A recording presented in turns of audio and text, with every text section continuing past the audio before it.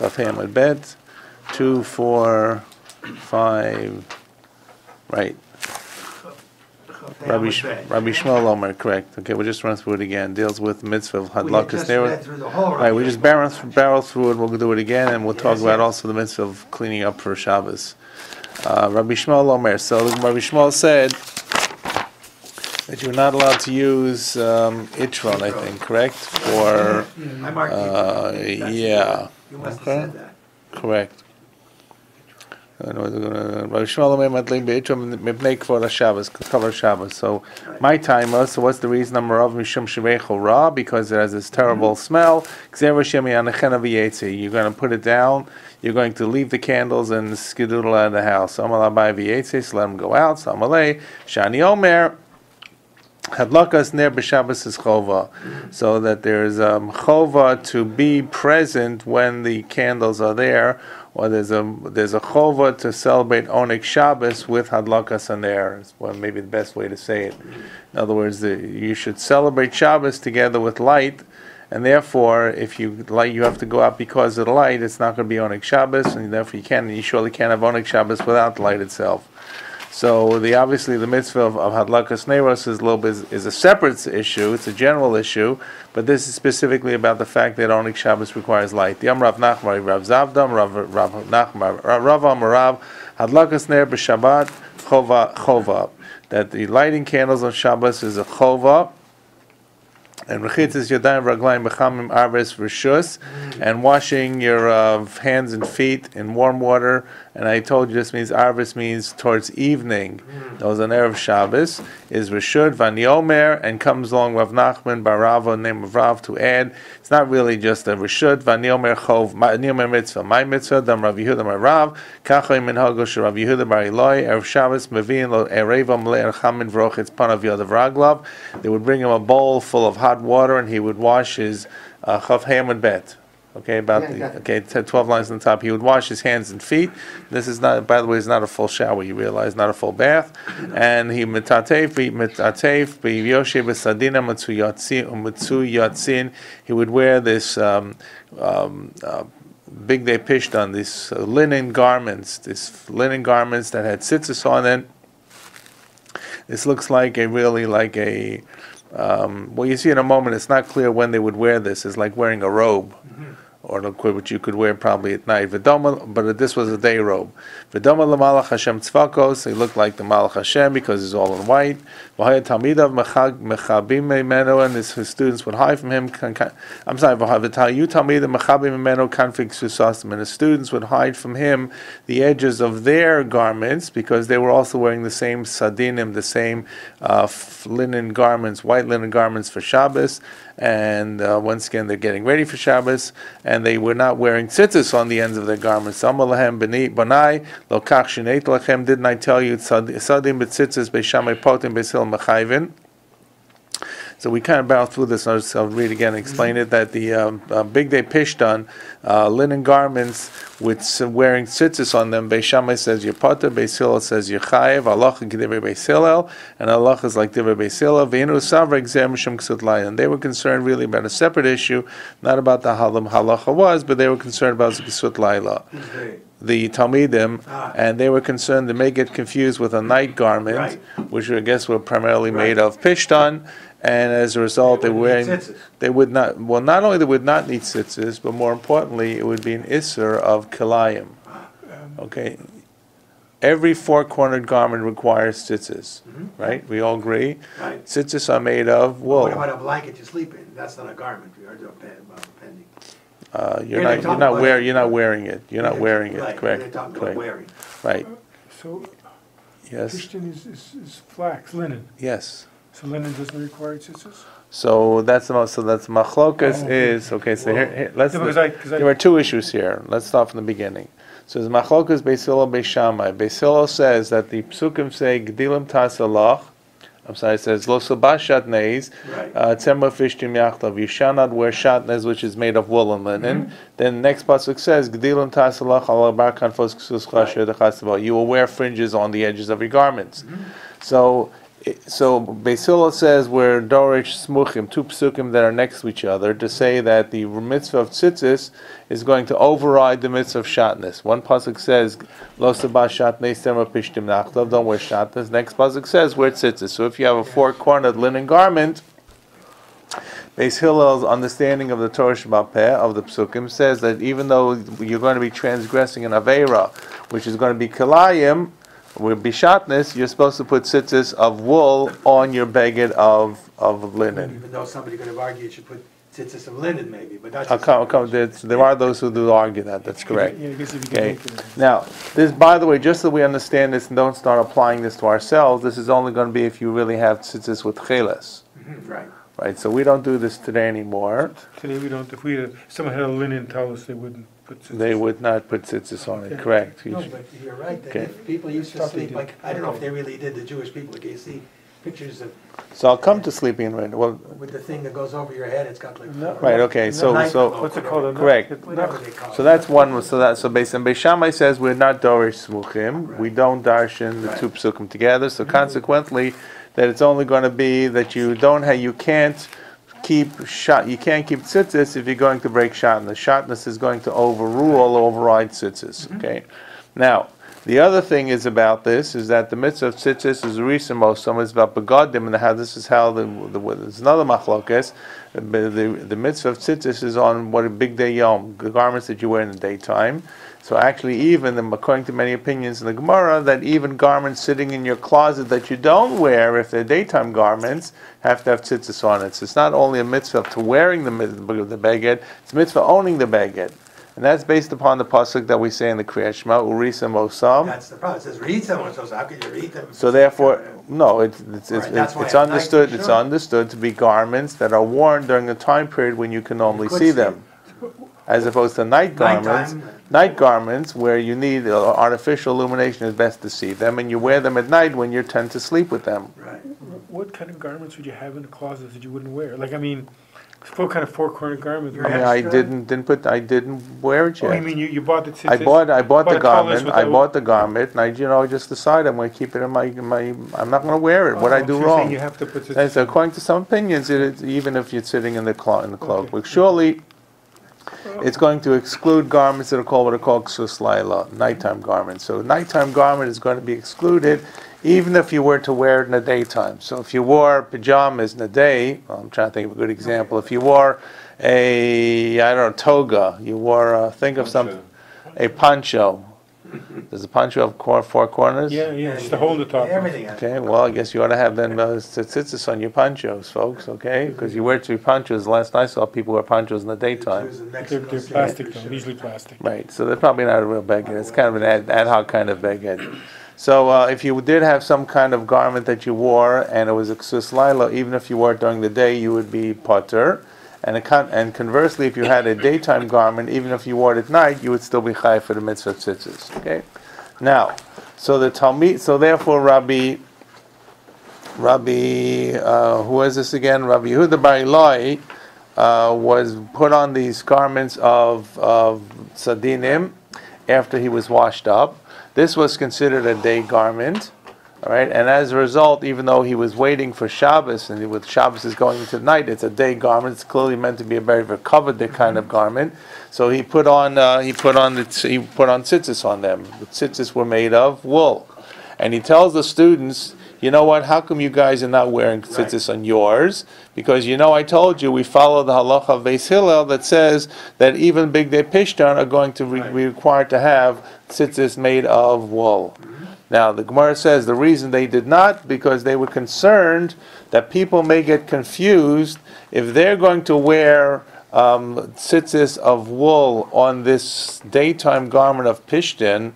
They were confused that people who may wear night garments made of pishtan, which apparently was common, would also put on tzitzis, and because that garment is not required in tzitzis because it's a nighttime garment, if you put tzitzis on it made of wool, and you're not required to do the mitzvah of tzitzis. So what are you really doing? You have a of shatnez, because you now have a garment made of linen that you're now tied into it with wool. It happens to be the wool is at the edge, but it's still they're tied together. That's what it means. You have two different fabrics sewn together, even though it's not really sewn; it's on the edges. It is sewn together.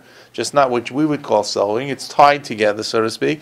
That would become a garment of shatnez. That's why I told you that the reason, so therefore they didn't want to do it because they were afraid that this was a gzeira, that if they did it, other people would tend to get confused and put on night garments with tzitzis, which would once again, they'd be transgressing shatnez. So what they did was they were over on the asay of a beged of pishtan, not having tzitzis on it, in order to make sure other people would not transgress the aver of shatnez on night garments that were made of pishtan. Okay. That's what it is. Now, there's a discussion in Tosus about maybe that they're wearing pishtan tzitzis. If you have a beged of pishtan, maybe you should have pishtan tzitzis.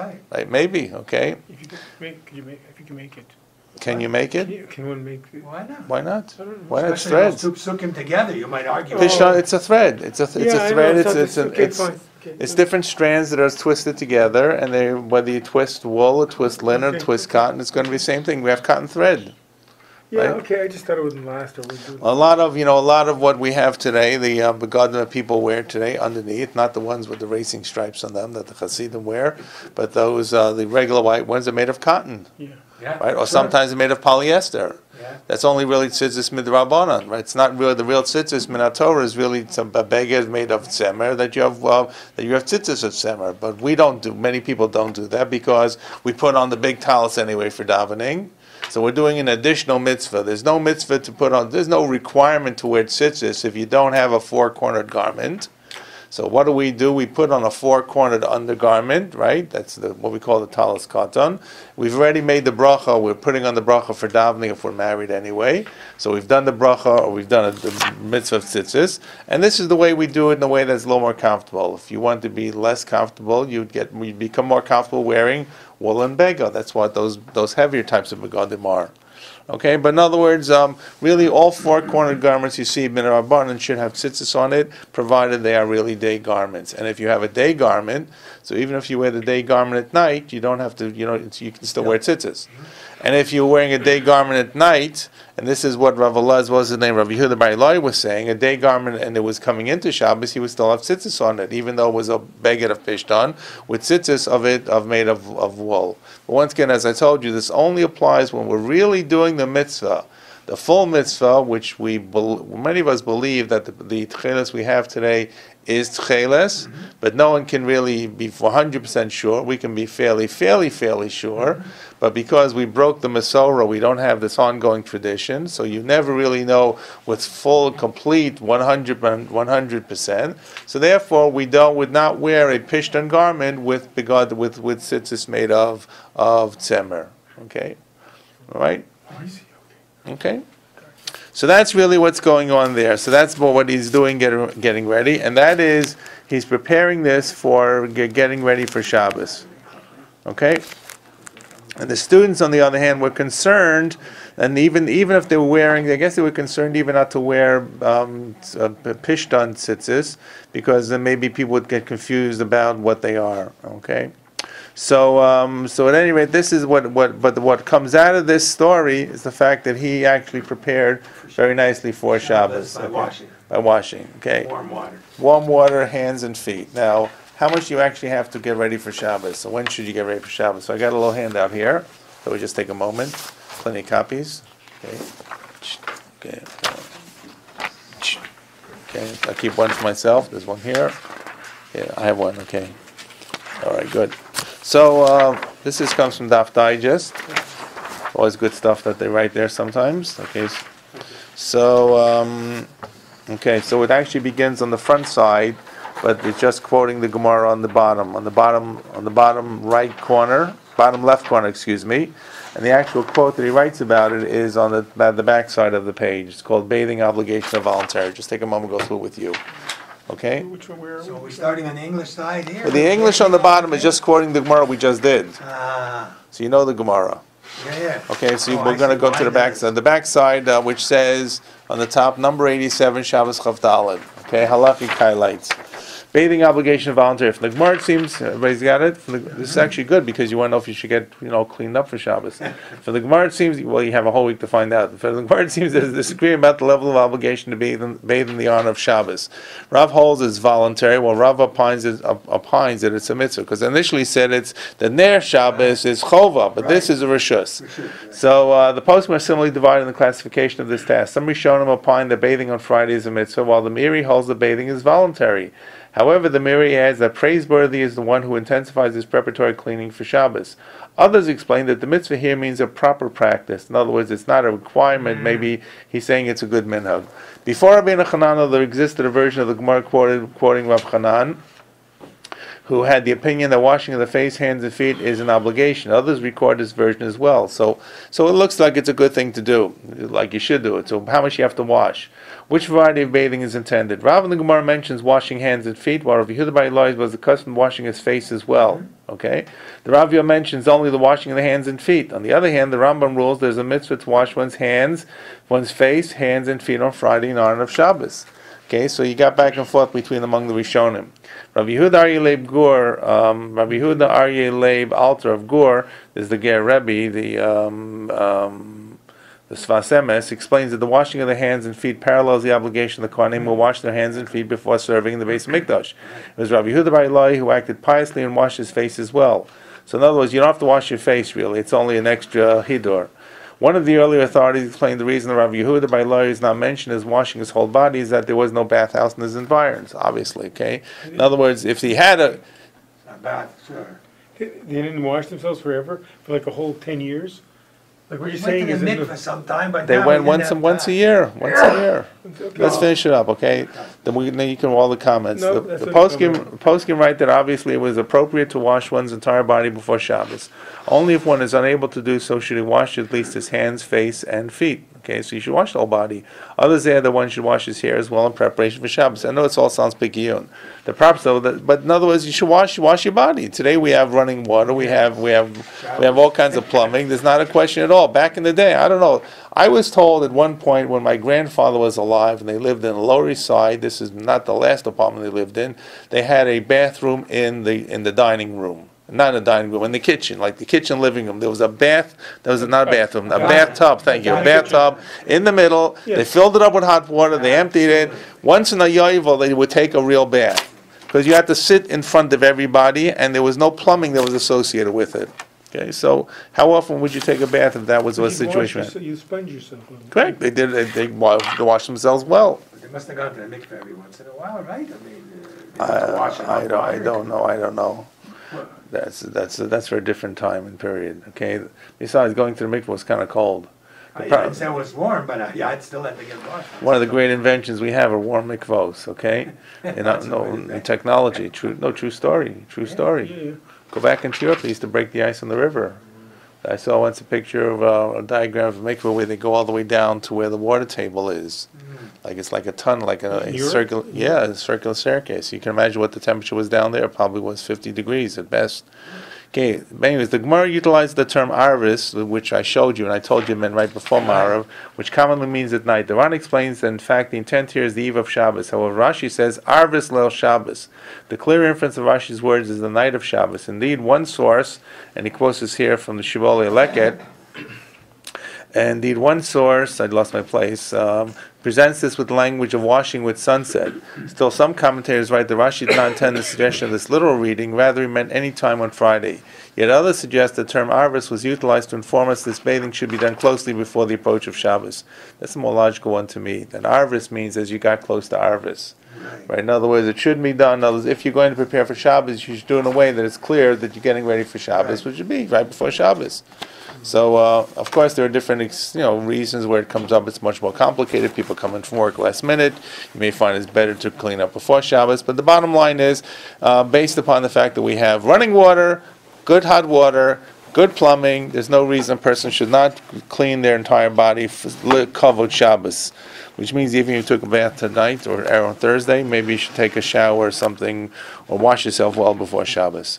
Okay, at any rate, that is one piece here about this Gemara. So this was what we left off last time, just telling you a little bit of an excursus. This is not about halacha-theory. The halacha-theory is really about the Shabbos part, but this is about washing as well. By the way, just on the front side, I just mentioned this very briefly. He notes the reasons in terms of the actual Shabbos itself. He says if you read the Gemara, Hadlakas Ner b'Shabbos Chov, it looks like it's one candle, right? Singular, so one candle. Right. And in fact, the mitzvah, the bracha that we say is Lahadlik Ner Shel Shabbos. Ner is Ner, right? We also say Lahadlik Ner Shel Chanukah, which also means one. And the answer is One. the answer is the real mitzvah of Chanukah is how many candles? One candle per household. So that's really true. So So when did we decide to light two? So he says the first one to mention two candles earlier is the Rav Yoy. He explains it's better to light two candles because one is used to illuminate the room while a person eats the meal. The additional candle serves a clear sign the lighting was done for the mitzvah. In other words, you need one light surely for light. So how do you know it's for a special mitzvah? You have a second candle. And the same thing about Chanukah candles. We have a separate candle, the Shabbos, that demonstrates that there's a mitzvah going on, that the lighting is not just a routine need. Of course, not really exactly correct what he writes here. The reason we have a Shabbos is not to make us aware that we have a second candle that's a mitzvah. It's because we can't use the light. So the second reason he gives to light two candles is one is Zohar and one is Shamar. We see that this custom did not originate in the time of the Gemara, but rather with the Rishonim of Germany, which is Middle Ages. In fact, the Rav Yah himself seems to not have lit two candles, but he was familiar with the custom, and the explanation he was given was just to justify the minhag in Ashkenaz.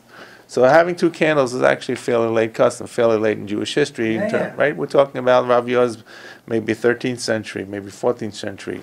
So it's not that long ago that people lit maybe one candle. And the Ramah also writes appropriate to light two candles corresponding to Shamar v'Zach, Zachar v'Shamar. But you can also light even more than two without losing the symbolism. We see that even though number two is parallel to the two expressions of guarding and observing Shabbos, adding more does not interfere with the gesture.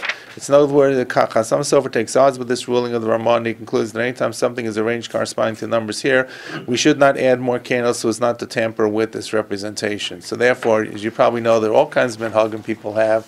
They can each child, each person in the family plus one. Now there are actually reasons for this. What's the minimum age one should light candles? It used to be married. It used to be married women. It used to be married women would light, and then Chabad came along and kind of said that everyone. Girls should light. Girls should light one candle, correct? Chabad is one candle. And the reason that Chabad said that, the reason for Chabad's reason for lighting girls should light a candle is because nobody knows. Because Rivka was 3 years old when she got married. Of course, when she got married. She wasn't a single girl, but that's not important. But that's therefore you see that. But that shows you that a child lit candles. That's actually one of the sources the Lubavitch Rebbe used. The truth was, it's actually a fairly clever innovation because it got kids, it got girls to do certain mitzvos. So people who were not the source of the Beis Rivka schools throughout the world. The Beis Rivka. Where? Throughout the world, they call the school in Montreal Beis Rivka. Oh yes, that's correct. That's right. True, from Rivka. After Mother Rivka. So anyway, there are all kinds of minhagim. By the way, one of the reasons that people seem to have had the minhag to light one per child was because there was this concern if you ever missed a mitzvah, you had a makeup to do, right? Certain mitzvahs are repetitive. So if you missed out, missed out lighting a candle, so you would make it light an extra candle for the next week, forever, to make up the missing candle. That's where it comes from, and as a result, because women who had given birth were often recuperation, so most of the time they missed the Shabbos to light because they were recuperating after childbirth, so then they would have to light an additional candle afterwards, and they took upon themselves the chumrah. Once they lit the additional candle, they lit it lo-olam. So I was told over the weekend something very interesting about a rabbi in New York. We weren't even talking about candles, just came up in conversation. He said that if a person can't, you reach a certain limit where you really can't start to light all these candles. So he said maybe if you can't light candles, and light a bigger candle. In other words, the idea is that if you missed out, if you lost out something, it's an idea of making up. So what's making up? If you have, instead of lighting one candle, you light two, but instead of lighting one small candle, light a bigger candle. Or light, if you lit candles, he even told me, he quoted someone who says you can light oil, like they have these candies, schmancier types of candies. That's candles. That's kind of a bump up on the minhag itself. But that's really one of the reasons for the minhag. But candles are important. Candles are a mitzvah for women, and as we know, one of the things that the Mishnah in Bamavad Likin says that women die in childbirth is that halakas ner? Say that they forgot to light a candle. Yeah, Those are three mitzvahs for women. those are three. They're not three mitzvahs for women. Those are three mitzvahs that women die in childbirth, but they don't do. They don't do it. So it's Chana. Yeah. So that's Challah, Challah. Neros. Sounds like challah would be good. Al shlosha averos nas shemeshos b'shas leidasam shinot zihiros benida challah, taking of challah, not baking challah, taking of challah from the challah, the baking of adlakas ner. So that's, of course, and by the way, that's the real source of the mitzvah for lighting candles, not the fact that it's a mitzvah that you have to eat in the house. This is Bamavad Likin. This is a Mishnah here in this parak. We will come to it a little bit later, not today. Okay. At any rate, okay. That's in terms of lakas neira. So the custom looked like just one thing about lighting candles. Candles were much more effective when there was no light in the house. If you lived in darkness and you lit one candle light every night to maybe read a little bit, to light an extra Shabbos candle, like two, really stood out. Today, where we have 100-watt bulbs or the equivalent of the LEDs or the fluorescents, and you're going to light candles on the table, right? It adds, but it doesn't really stand out as much, right? So the more candles that you light, the more actually it makes an impression. Okay, let's come back to our Gemara now. We're on the Chaf Hamad Beis, and there's a little bit of an excursus here. So we're talking about Hadlakas Ner. We talked about Hadlakas Ner is about simcha and about happiness, and you can't have Oneg Shabbos without candles. So the Gemara gets a little bit off track. This is a pasuk from Eicha. Sad.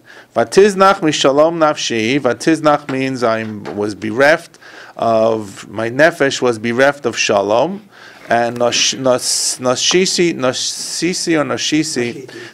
tova, that I forgot goodness. This is Yirmiyahu in this long chapter, Perek Gimel, which every chapter of Eicha follows the Aleph Beis. You know that, except the last chapter. Yeah. No, you don't know. You know that.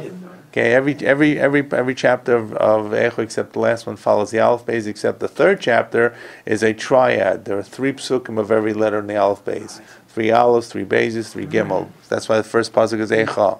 Eicha Yeshua Bo Adad. So, at any rate, this is one of the 3 Vav psukim. Vatiznach mishalom nafshi nashisi tova. So my vatiznach mishalom nafshi. What does this pasuk mean? What is Yirmiyahu crying about in Perek Gimel when he says, my soul became bereft and lost peace?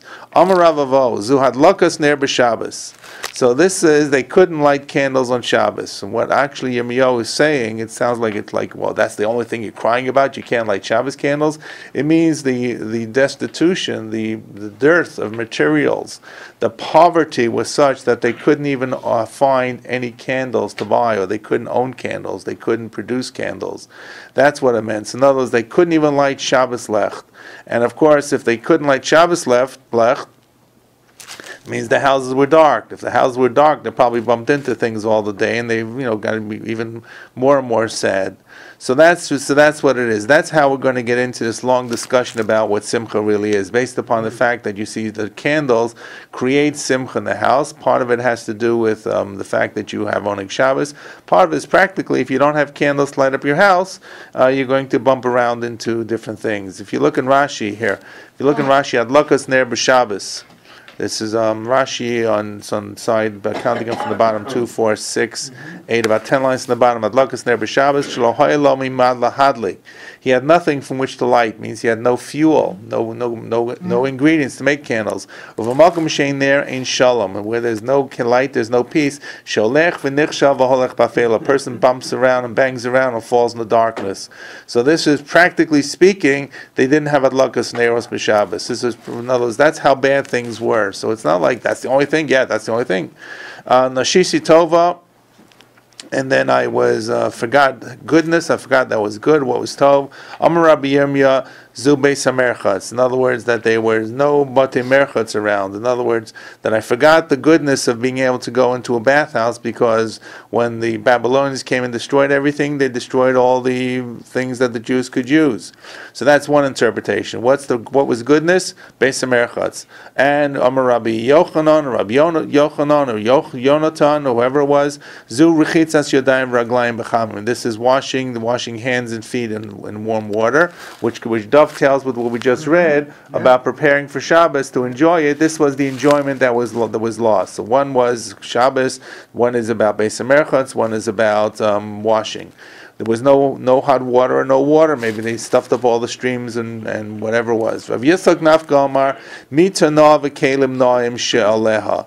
That what was missing, what is the Navi crying about? What's the dirge really about missing the good? A nice bed and nice utensils, or nice probably cloths that are on the bed. It's probably like a couch where they sit on, not just where you slept, but where you may have been sitting on even to eat and to relax. Rabbi Abba Omer Zumitza. This next one is probably about the bed you sleep on. Zumita mutzas v'isha mekushet lo talmidei chachamim. This is a bed that's set up properly. This gives a person a sense of, feeling good. You come home, everything is set nicely. Your bedroom is set, and isha mekushet lo talmidei chachamim. A woman who is prepared, who is dressed up nicely for Talmidei Chachamim. Not a woman who's not dressed up, and not a woman who's dressed up in a way that's not appropriate for Talmidei Chachamim.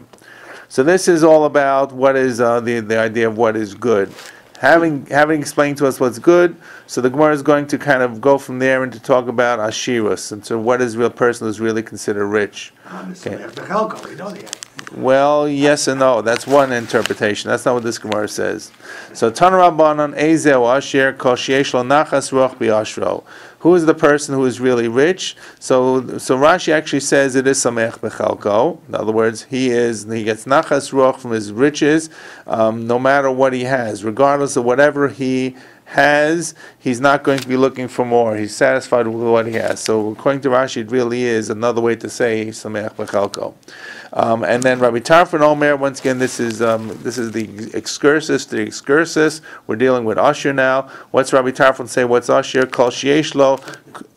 I'm lost. I think I have Simon. Did I have Meir? No, sorry. Divrei Rabbi Meir. Yeah, so you said Rabbi Tar. So I missed. That was a Simon, right? Sorry, I missed that. Simon Mem Tes Kuf Samach. Okay, that's going to be, the Tes is going to be Tarfon, and the Kuf is going to be Kuf, and okay, so it really relates to the mnemonic for the coming 5 lines. Rabbi Tarfon Omer Kol Sheyesh Lo Kuf Kromim Umei Asados v'Kuf Avodim She'ovdim Bohem. That what makes a person rich? He's got 100 vineyards, 100 fields, 100 slaves who work in them. We'll come to give some explanation, make sense of this. Rabbi Kiva Omer Kol Sheyesh Lo Isha No B'Masim, a person who has a woman who is good in deeds, and of course Rabbi Kiva's wife was all together now. Who is Rabbi Kiva's wife? Rachel, the daughter of Kalba Savua, who broke away. Didn't mind not having her for years and years. Right, she hadn't left the yeshiva. They were destitute. They were nothing. She gave up everything from the house of her father. She was loaded, and yet she married him because, love at first sight. He was an ignorant shepherd, and of course he became a big Talmid Chacham. She saw the potential. She must have. She did. She did. So not just that, but she waited for him, and he, right? Okay. Rabbi Yossi Omer Kol Sheyesh Lo Beit HaKisi Samach Lo Shulchano. So the Rabbi Yossi says, what's the best the ashiras that you have a toilet near where you need it? Okay, which of course for us sounds kind of funny, but I guess if you lived in that age, compared to 100 vineyards, I mean, it still sounds important. Right. So I did try to put a handout for you because of course it looks kind of funny. See if we can make a little sense of this. Here we go. Let's see. I hope I have enough copies. 1, 2. Now I count these out. I want to make sure I have enough. Yeah, should be enough going around. Okay. Just it's front and the back. Okay. So here we go. Who is wealthy? Everybody ready for this? So the question is obviously, what does it mean? And we have different interpretations. And who really cares? Okay. Yeah. You care? Well, all right. You want 100 field? You want 100? I'm sorry. Buy some bombs and things like that. Sell the slaves. You're going to sell the slaves and sell the fruits from the vineyards. Okay. Save some Jewish lives. There you go. Okay, I don't know, but what about the wife who does good deeds? You're going to sell her too. Okay, no. Okay, no. Here we go.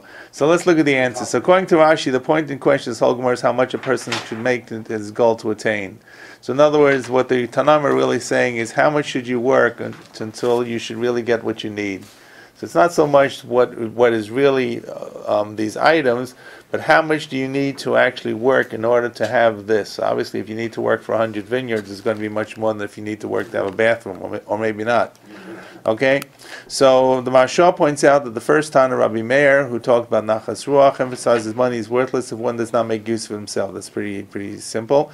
The other three Tanaim teach that it's futile to strive for wealth. If one's purpose is to become rich and famous, regardless of how much he has, he will always feel the need to attain more. If his goal is to earn money in order to provide for his wife and family, he would be better off marrying a woman whose needs are minimal and who does not make great demands of him like Rabbi Akiva did. If he intends to save money so that he will be able to afford medical treatments when he becomes old or sick, he'd be better off simply making it his practice to go to the bathroom immediately after every meal and to accustom himself to other healthy practices. Okay, which is what Rabbi Yossi says. Okay, I'm sorry. Look, this is all good advice. Remember, it's the excursus to the excursus. The words poor and rich are often used to refer to wealth and poverty in terms of Torah and Yiras Shamayim. And therefore, Rabbi Meir says a person needs to be considered a true Ben Torah and a God-fearing person if he's happy with whatever amount of wealth Hashem granted him. One who displays content with his lot demonstrates complete trust in Hashem.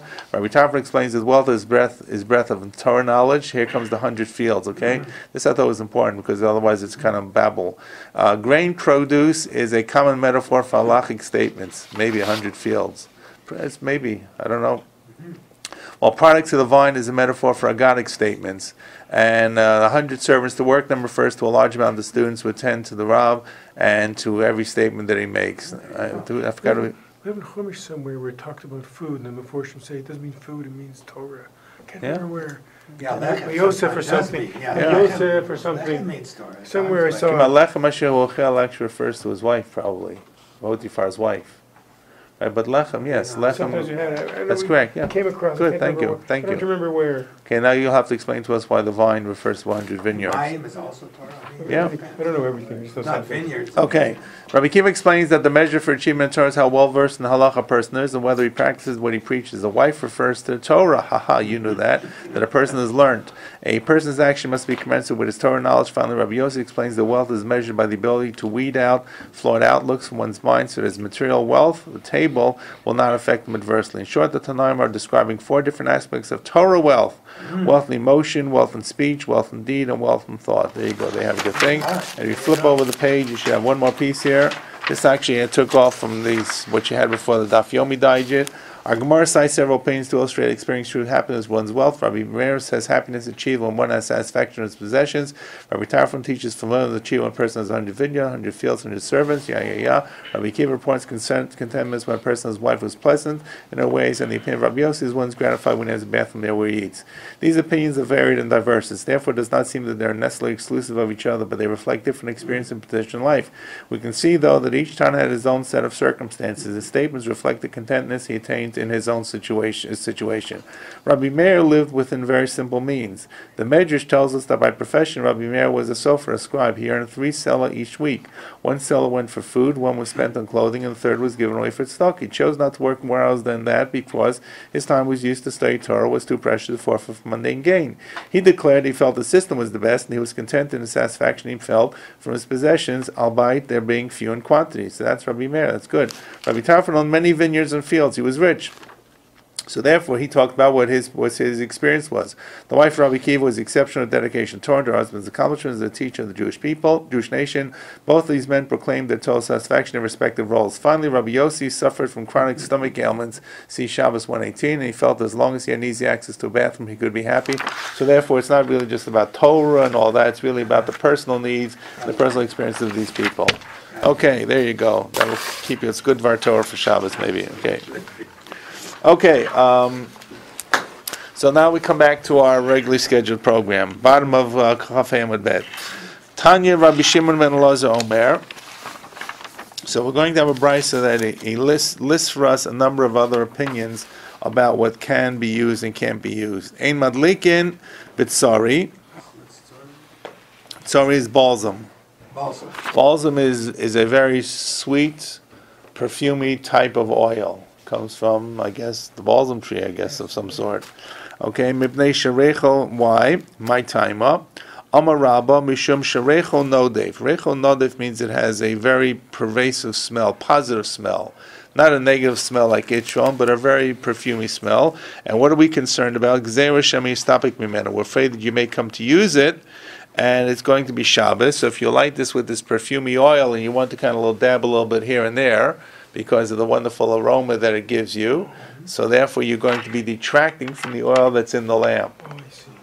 So if you're going to light with it, there's nothing wrong with using balsam oil, but if you light it in the menorah or in the candle, then you take away the oil. You are decreasing. It's an extension of mechab, of kibui, of putting out the fire. By decreasing the oil, you are going to be decreasing the amount of time it burns, and that's kibui, and that's maybe an extension, and maybe actually a deraisa avera.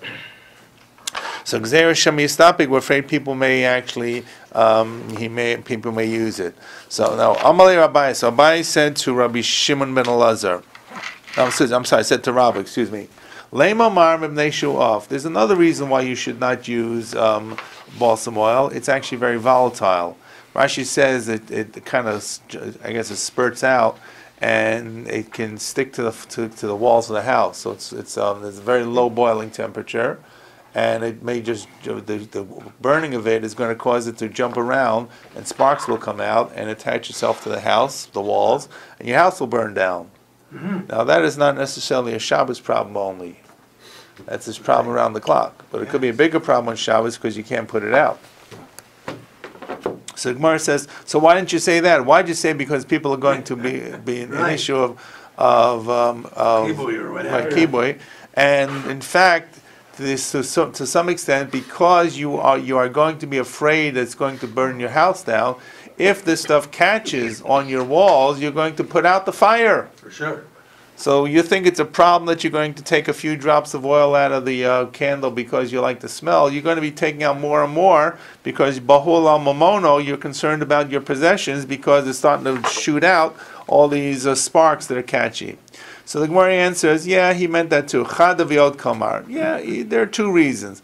Chad m'neishu off. One reason you shouldn't use balsam oil because it's volatile. V'yod gzeira shemi yistapik mimeno. Another reason concern, a secondary concern, is that you're going to take from it. Okay, so just there are two reasons together. Okay, now great story about mother-in-law and daughter-in-law. Yeah, who has a mother-in-law and daughter-in-law story to tell after this? You'll see. Hahi chamasa. There was a certain mother-in-law. Tahave sania le kalasa. She hated her kala. She hated her daughter-in-law. Kala does not mean before marriage; it means after marriage. So Amala, so she said to her daughter-in-law, this is really a nasty story. Zil iskashit b'mishcha de'afarsima. Go anoint yourself with oil of balsam, okay, because you'll smell nice. Oh, I'm so concerned about you, lovey. Azla iskishba, so she put on this balsam oil. So that's another word, sorry was balsam and so this. Yeah, a farsiman, correct, a farsiman. Okay. Right, a farsiman. So Azal itkishbe, so she anointed herself with it to make herself beautiful. Kiyasis, when she came back, and she was all smeared up with this balsam oil. So and it was still sticking out. It was still wet. Amrullah. So the mother-in-law said to her, "Zil itle shraga. Go light the candles." Not clear if it's a Shabbos candles or other candles. So Azla itla shraga. She went to light the candles. Infach banura. The fires jumped out at her. Vi'achalta, and she got destroyed and consumed. Bye bye. Okay, there we go. Okay, very bad story. I don't know why it's here.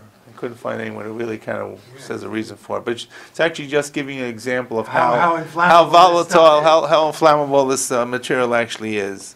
So you got to really be careful. Whatever it was, she was actually still smeared with the stuff, and it was doesn't mean people didn't use it. It means that people just were clever enough not to get close to a fire when they used it.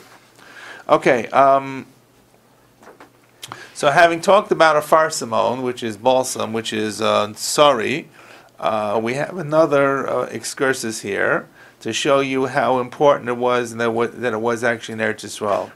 So this is taken from Yirmiyahu, and after Yirmiyahu, after the Churban Beis HaMikdash, so in the end of Yirmiyahu, it talks about some of the conditions that Nebuzaradan, who was the chief executioner, chief general for Nebuchadnezzar, put in place. So Umidalat Haaretz, so he exiled everybody, but he left behind a skeletal crew to work the land. And of course they moved in other people, which became the Shomonim. Umidalat Haaretz, and from the poor of the land, in other words, the schleppers of the land, Heshir Nebuzaradan, Rav Tabachim, Lakarvim Uliogvim. So he left behind as some of the schleppers of the people to work as karmim and yogvim. Karmim looks like it comes from kerem, and yogvim is also some type of from yekev. Okay. Husbandry, farmers, right? They would work weeds, but it's not really what you think it is. So we have here this interpretation that the Gemara brings down from the Medrash. Karmim, which is just the way I understand it. Karmim, Tani Rav Yosef, Elim Alakti Afar Simon Mein Gedi. When it says karmim, it does not mean what you think it is from kerem. It means that they would, I am not sure exactly, collect it to put onto the Afar Simon, and this was down in En Gedi. V'Mein Gedi v'ad Ramasa, from En Gedi until Ramasa, these were locations, 2 places. Right. So that Nebuzaradan recognized this was a very important industry, that even though the Jews were being exiled, he wanted to leave some of the schlepper craftsmen who knew how to do the processing of the balsam. And what are yogvim? Now what you thought of yekev, which is I think also vines or produce. Elut sayode chalazon. These are those. These are important guys. Right, these are important guys. Misulamos shel tzur vad Haifa. They would collect the chalazon from the sulamos of tzur. Tzur is Tyre. It's on the coast of Haifa. You know what Haifa is. That they were all along the beach. There was these chalazon that the fishermen who would go collect the snails or the fish, whatever they are. We of course believe that they're snails. Which this is one of the Gemaras that seems to show, by the way, that the chalazon was available all the time. Mm-hmm. Right? There's another Gemara that says the chalazon only came up every 70 years. So some of the Rishonim, when they were trying to produce chalazon, when the Rabbi Gershon Henech Leiner, the first person who really tried to find out what chalazon was, the Virginia Rebbe. So this was one of the questions that they had to deal with. In other words, the other Gemara seems to say that it comes up every 70 years. And when he thought it was a squid, and they said, well, that's not really coming up every 70 years. What are you talking about? So he quoted this Gemara that says, you see that it actually seemed to have been available. So what it means probably every 70 years means every 70 years it got washed up. There was a rough kind of storm, and all the seashells get washed up. The same way you walk on the shore after a storm or after heavy winds, you'll see that there are shells that get washed up on the sand, and they can't get back. These sea creatures are washed up, and they just die up on the land. So the same thing every 70 years. There was probably some kind of, or maybe there were cycles in how they bred, but it means it was continual all the time. But sometimes it was more, sometimes it was less. I mean, these sulamot sounds like they had some kind of traps and things. No, I think sulamot is just actually the way the heights seem to go around. I think Sulamot of Tzur is just the way the geography was. It's nothing to do with the actual catching. It says Shel Tzur V'ad Chefa, so this is a whole... But Sulamot Shel Tzur is the... Right, it's like an like a coastal overhang, and it looks like it probably went around in a circle of some sort, or they ascended it in a circle because they couldn't climb directly of it. So Sulamot Shel Tzur, which comes up in another place, is a geographical location. It's not a mechanism for catching the. I got you. Okay. Okay, so that's just once again that's the excursus on the excursus once again about the Afar Simon. So you see how important the Afar Simon is. That even the Nebuzaradan, who was busy to exploit the land, made sure there were people to be able to collect them. Interesting, because today Afar Simonim, the word they use for whatever you call that in English. Balsam. What? No, no, it's a fruit. A farsake is a fruit. No, that's a peach. Afar Simonim are they sell them here. It's an orange colored thing. Persimmons. Persimmons, exactly. Persimmons. That's the word it is for persimmons. Maybe it comes on the same tree. I don't know. I don't know. Having friends who raise the stuff. Considering, I would suspect that the word persimmon came before the modern word of arsimon. I would suspect that the English word or the Latin word would have been was the origin of the word, which Hebrew probably took it from. Could be. But anyways, a farsimon, which comes of many places, is the same word as sari. One is more of a biblical, one is more Mishnaic, and they both refer to using from the balsam tree. I'm not quite sure what tree is it. Is it balsam come off a balsam tree? I don't know. Any guys know here? I think so. But I'm Okay. not sure. So at any rate, that's we got to get back to talk about now shemen. And if you may remember, we talked about shemoneh-esrei, which was truma that was tamei, and we said really you could use shemoneh-esrei, you could burn shemoneh-esrei and have benefit from it. You couldn't use it on Shabbos night, on Friday night. On Yontif and on Shabbos night, correct? But you couldn't use it on Shabbos night either. There was a gzeira not to burn kachim at night, or kachim that were tamei at night. There was a special issue that were related to it. We had a couple limudim, or the Yontif was not saying, or losa say, but that was a special thing. But now, having mentioned that, the Gemara is going to say this all applies to being able to burn. You can actually, any other day of the week, you could use shemen that's tamei, to use it to burn and benefit from the oil. So what about tevel? So Gemara is going to take now about 6, 7, 8 lines and talk about tevel, shemen of tevel. What is shemen of tevel? That became tamei. Tevel is produce that contains that the truma and maisrus have not yet been separated from. Okay, so in other words, truma, one of the objects that is separated from the tevel is truma, which is given to the Kohen. So before we talked about this using shemen, which was made of truma that was tamei. Now we're talking about the tevel became tamei. The whole produce became tamei. I didn't yet take off the truma. So can I actually burn this? Can I benefit from this tevel? Now you should say, well, it sounds like it should be even like if I can burn not on Shabbos. Can I burn the truma on weekdays? I should be able to burn the tevel because of which the truma is only 2%. Right. So it's even better. So we have a brayso that tells us the exact opposite. The answer is Shabbos. You cannot burn tevel tamei on weekdays. You have to actually first separate the truma from it and then burn the truma separately. You could always burn chulin that's tamei. There's no problem with it. In other words, once I separate out the truma, am I confusing people? Yeah, well, once you have a crop. Have a crop. Okay, and you didn't and you took truma, let's say. Right. Then the rest of it is good. Correct. That's called, before I take anything, it's called tevel. Okay. After I take the first truma off, I have to take off meiser and all the others. Right. After I removed everything, it's called chulin from chol. Right. So if with chulin is tamei tahar, I can do whatever I want with it. If it's tahar, I can eat it. If I'm going to be tahar, if I want to stay tamei, I can eat it when I'm tamei. Okay, but if until I separate it all out, I got this big undefined mass of raw produce that I have not yet taken off the trumos. That's called tevel. Okay. So logic would say that if I can burn truma that's tamei, I should be able to burn the tevel, which I have not yet separated the truma from, which is tamei. So we're saying if this whole crop that I have that became tamei. Yet, the whole crop became tamei. Yeah, I brought it in, it got wet, it came into contact with a deceased body or shrotzim, whatever. Correct? Yes. I got you. So I can't burn it. I cannot benefit to burn from it. What would I have to do? I would have to separate the truma, which by definition would be tamei. Which is going to be tamei, and then I could benefit by burning it. I can't eat it, I can't give it to a Kohen, and then I could burn whatever I want to do with the rest that's there.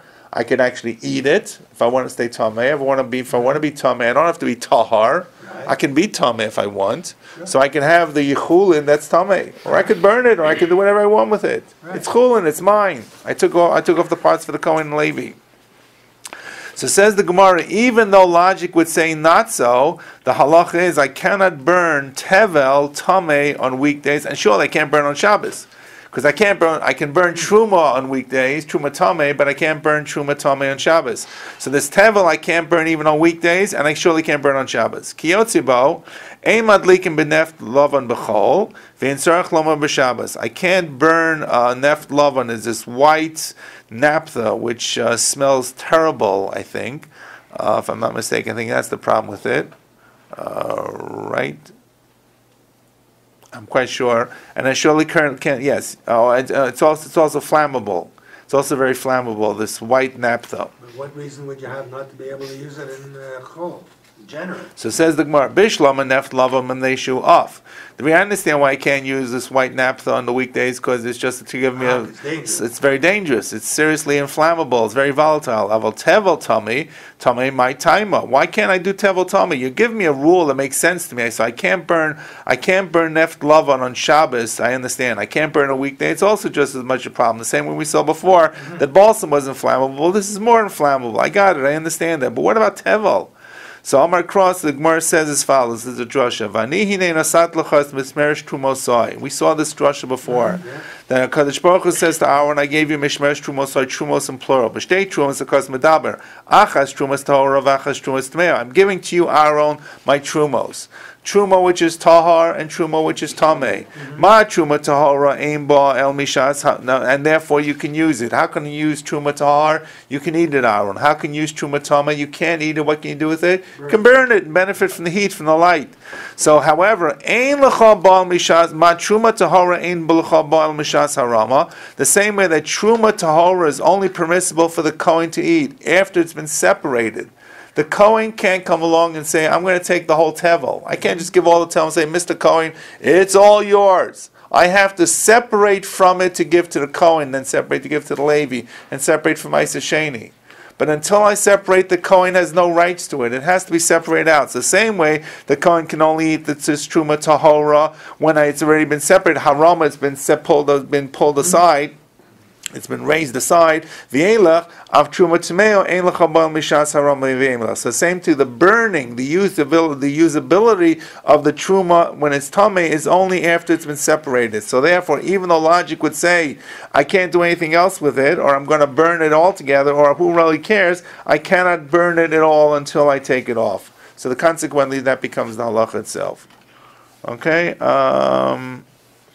Now, I think we'll stop here. We're going to have a brisa that lists a whole bunch of different opinions about which kinds of oils that's going to be available. And you're going to see one of the Tanaim gets up and says that Rabbi Yochanan Nuri is going to get up and says, because there's one opinion that says you can only use shemen zayis according to Rabbi Tarfon.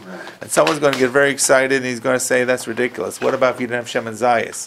What kind of oil will you use? And then from there, I just have to tell you, we're going to go into a piece that's going to deal with some issues of Tum and Tahara. Okay, so there's a little bit of Tum and Tahara coming up. Put on your seatbelts when we come back next time.